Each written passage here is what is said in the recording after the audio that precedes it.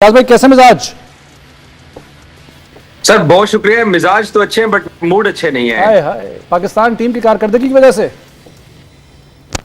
Sir Pakistan team की कारकर्दगी आपके सामने ही है। पाकिस्तान के पास एक अच्छी अपॉर्चुनिटी थी इंग्लैंड को कल पाकिस्तान मैच हराने के लिए। अगर हम डिफेंसिव क्रिकेट ना खेलते तो शायद इतनी बुरी परफॉर्मेंस के बावजूद पाकिस्तान क्रिकेट टीम सेमीफाइनल में अपना कम अज कम रास्ता तो हमवार रखती। बट अब तो श्रीलंका ने जिस तरीके का आज गेम प्ले किया है अगेंस्ट न्यूजीलैंड ने न सिर्फ श्रीलंका को हराया है बल्कि आज हमें भी हरा दिया है। जो बारिश में हमारा मैच उनके साथ मुकम्मल नहीं हुआ था उसी प्रेमदासा में आज उन्होंने सारे पैसे पूरे कर दिए। वही पानी फेर दिया उन्होंने हमारी उम्मीदों पर भी, आप ये कह रहे हैं जाज भाई? डेफिनेटली सर, पाकिस्तान के पास अब कोई भी चारा नहीं बचा है। अगर जो रन रेट के हिसाब से अगर देखा जाए तो मैं नाजरीन को इतना बता सकता हूं कि 70 प्लस रन, तकरीबन आप 75 रन लगा लीजिए। अच्छा। न्यूजीलैंड पाकिस्तान से रन रेट के हिसाब से आगे है। तो अगर न्यूजीलैंड इंग्लैंड से मैच लूज करता है, 30 रन से भी लूज करेगा तो फिर पाकिस्तान को श्रीलंका के खिलाफ 40 रन की मार्जिन होगी। अगर विकेटों के हिसाब से तो वो मुझे नहीं आइडिया कितने ओवर्स में पूरा करना पड़ेगा, but 70 plus run New Zealand run rate के ऊपर आगे चला गया है। और अब तो कुछ कह नहीं सकते हैं कि इंग्लैंड और न्यूजीलैंड के मैच का क्या रिजल्ट निकलता है। हाँ, अगर उनको वन साइडेड वहां शिकस्त हो जाती है तो फिर पाकिस्तान जो है कुछ कर सकता है श्रीलंका को हरा के। लेकिन मुझे तो अभी भी इस बात पे डाउट है कि श्रीलंका, क्योंकि होम टीम है, होम क्राउड है, पैक्ड स्टेडियम होगा पाली किले के अंदर, तो वो किसी भी तरीके से, आप क्योंकि वर्ल्ड कप से वो आउट हो गए हैं, वो बड़ी फेयरलेस क्रिकेट खेलेंगे। क्योंकि आपके सामने श्रीलंका ने बड़ी अच्छी क्रिकेट खेल के ऑस्ट्रेलिया को भी शिकस्त दी हुई है। तो पाली किले के अंदर ही वहां पर उन्होंने ऑस्ट्रेलिया को शिकस्त दी थी।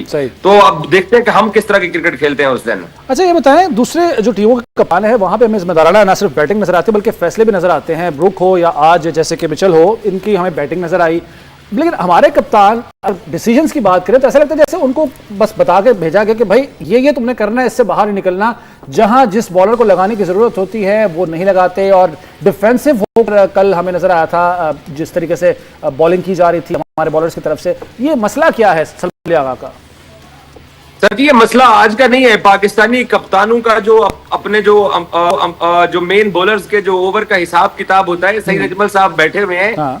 ये भी 2010 का इनको वर्ल्ड कप का सेमीफाइनल याद होगा और कामरान अकमल की विकेटों के पीछे वो चीख भी आज हम पाकिस्तानियों को आज भी याद है। जब 6 गेंदों पे 18 रन चाहिए थे, मिचेल जॉनसन ने जब माइक हसी को सिंगल दिया तो उस वक्त हमें बिलीव था कि सईद अजमल जो है ना वो बीट करवा लेंगे उनको। बट क्योंकि स्पिनर आखिर पे करवा रहा था तो हसी ने वहां पर छक्के मार दिए। उस वक्त भी हम तो खैर बच्चे होते थे, लेकिन सईद अजमल को इतना ब्लेम नहीं किया गया था, कप्तान को ब्लेम किया गया था क्योंकि तो होना चाहिए। वैसे उनको याद भाई, उनको आपकी तब से गलत होता चला आ रहा है। आपकी वो उस याददाश्त या उस मैच को याद कराने में इतना दुख नहीं हुआ जितना उन्होंने इस बात में है का इजहार किया हैरत का कि आप उस वक्त बच्चे होते थे। या सईद भाई आपसे बात करना चाह रहे हैं जी? बाकरी साहब अल्लाह के नाम है, तुझे तो मेरे तो बड़े 2 साल है। सईद भाई मैं बताया तो सईद के जो कप्तान होता है, अब देखे ना, हम लोग आज भी एशिया कप फाइनल 2025 को याद करते हैं कि किस तरीके से 17 ओवर तक पाकिस्तान ने संजू सैमसन की भी विकेट ले ली थी, तिलक वर्मा को पकड़ा हुआ था। जैसे ही हारिस रऊफ है पाकिस्तान को स्कोर पड़ गया। इसी तरीके से हमने कल भी देखा कि जैसे ही शाहीन का ओवर आया 18 रन पड़ गए। तो अगर 2010 का सेमीफाइनल आपका ओवर देखा जाए तो वहां पे भी हमें ये फील होता है कि पेसर होना चाहिए था, वहां स्पिनर की जरूरत नहीं थी कि वो 20वां ओवर कराने के लिए आता। तो ये कप्तान हमारे जो ना शुरू से ही ऐसे फैसले करते चले आ रहे हैं, ये कोई पहली दफा ऐसा तो नहीं हुआ।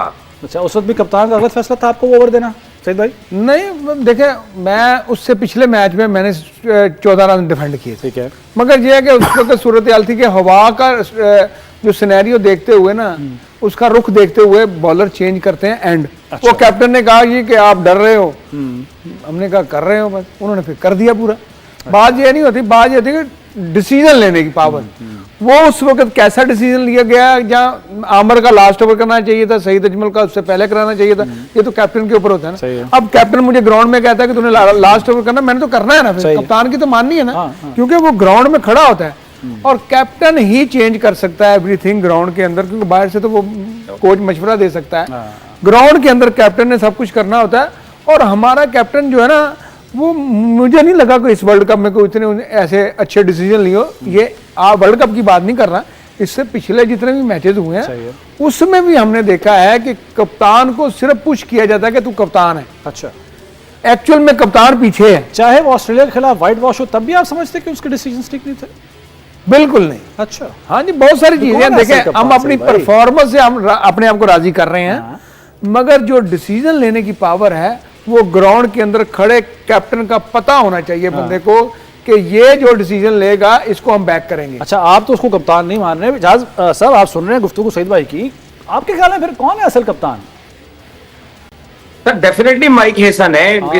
इससे कोई, हम सब कोई इनकार नहीं कर सकते हैं। पाकिस्तान क्रिकेट टीम के कैप्टन, मैं रिस्पेक्ट करता हूं सलमान अली आगा की। कोई भी पाकिस्तान का कैप्टन जब हो उसको हम सबको रिस्पेक्ट देनी चाहिए।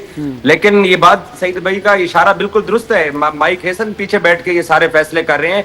और यहां तक भी मैं आपको बताऊं कि बाबर आजम को पाकिस्तान की टीम के अंदर लाने में भी उन्हीं का किरदार है। उन्होंने आकिब जावेद को और बोर्ड के टॉप ऑफिशियल्स को जराए बताते हैं कि फोर्स किया कि मुझे बाबर आजम चाहिए, क्योंकि एशिया कप के फाइनल में कोलैप्स होके आया था। एशिया कप में बांग्लादेश के खिलाफ भी 140 बॉलिंग ने डिफेंड किया था। श्रीलंका के खिलाफ भी अबू धाबी वाला, वो भी पाकिस्तान के बॉलर्स ने वहां पर बचाया था, वहां पे भी बैटिंग कोलैप्स हो गया था।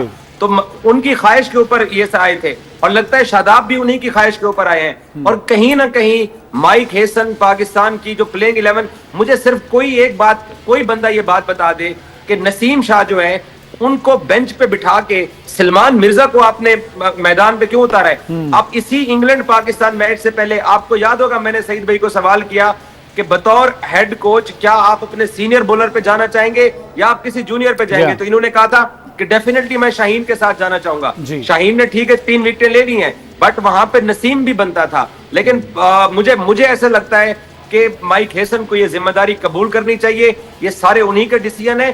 जुल्म तो ये देखिए कि 5 मैचेस गुजरने के बाद हमने फखर को कल एक्शन में देखा है, और जो साइम अयूब, जो के शादाब, फहीम अशरफ और नवाज टाइप का क्रिकेटर बन के रह गया है, तो उस भाई साहब को उठा के 6-7 पे डालना चाहिए था। वहां कोई मुस्तनद ओपनर डाल देते तो कम से कम पाकिस्तान का ये हाल ना होता। क्योंकि साइम अयूब जो उसको हम सईद अनवर बनाना चाहते थे, वो सईद अजमल बन गया है। ये हमें अब पता चल रहा है सर 2 साल बाद।